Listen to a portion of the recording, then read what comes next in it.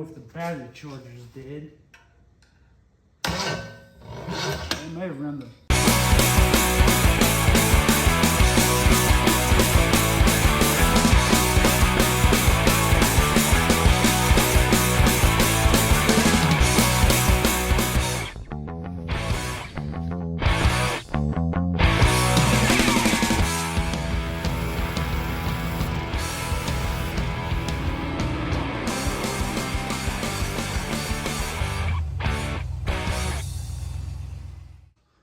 So I thought about making a video here, and I know a lot of people, I love doing this, but what does it take to start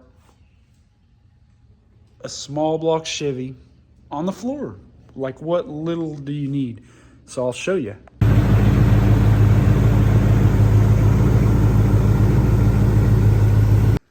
So this is just your basic run-of-the-mill small block Chevy. It actually goes to that Blazer. But I've had some issues with the flywheel and some timing and stuff. Just some weird, odd issues. And I just decided to start it on the floor. Now, you can see I don't have it on a run stand.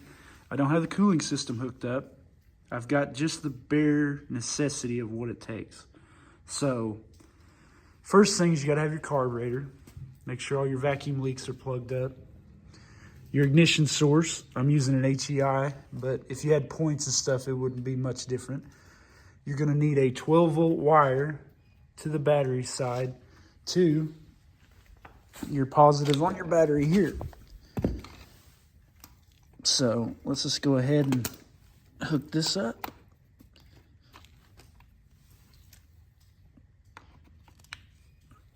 You're also, of course, your firing order, all that stuff. You need your starter, of course, your flywheel and all that stuff. But you'll need, if you look on the starter here, I don't know if you can see that or not, but you have your positive post, which is right here, to your key wire post. So that's going to be the post that takes the signal, the 12-volt signal from your key. So what you can do, since I don't have that hooked up here, you can take a screwdriver, whatever, I use a screwdriver, jump across those two ports, and you would jump that, you know, essentially close that circuit, and it'll crank the engine over.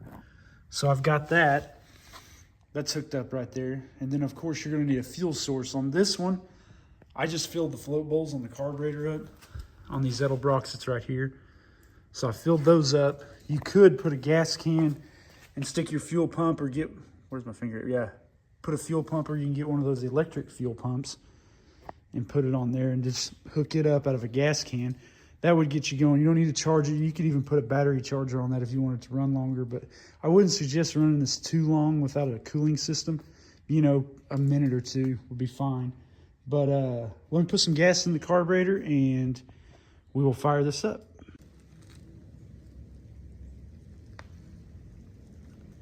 Okay, our float bowls are filled up. We're not using a key, just like a screwdriver, like we stole the thing.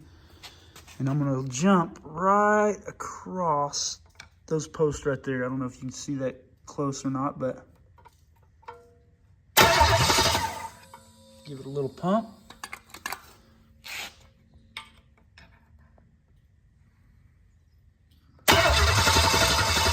Oh, real quick, you gotta hook up your signal to your distributor for the battery. Your battery for the ignition, sorry. Get a little bit more gas in there.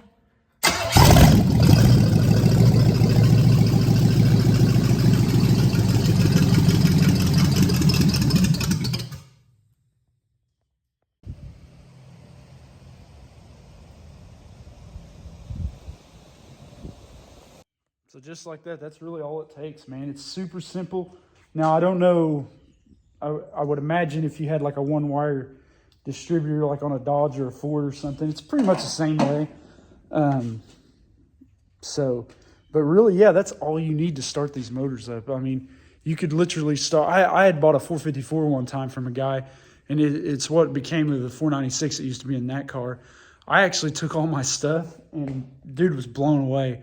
But like, I started it in his driveway, and he was like, what? We're going to do what? And I was like, yeah, we can fire it up right here.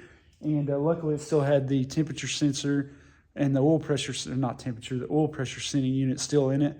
So it plugged that off. And that's another thing too, is make sure you have a gauge on it or plug your oil pressure port. Otherwise this thing will shoot oil all the way up to the rafters. So yeah, that's all you need. I mean, there's nothing to it. Like, it's super simple. That's why the small block Chevy is so popular. It's super easy, but you could start any of the other ones the same way. Like the International over here, this has really sparked the fire on me. I got to get a carburetor, rebuild that one I've got, but I need to get this thing where it bolts down to that stand and have it where it's turnkey. I've got the fuel system, I've got a radiator, and try to get the bugs worked out of this 345 so I can have it ready to go in that. So yeah, it's kind of, and that'll be, I don't know anything about those. So like, I know a few different things, but not that much. So it's going to be a learning experience and I'm excited about it. But yeah, that is all you need to fire that bad boy up. So thanks guys.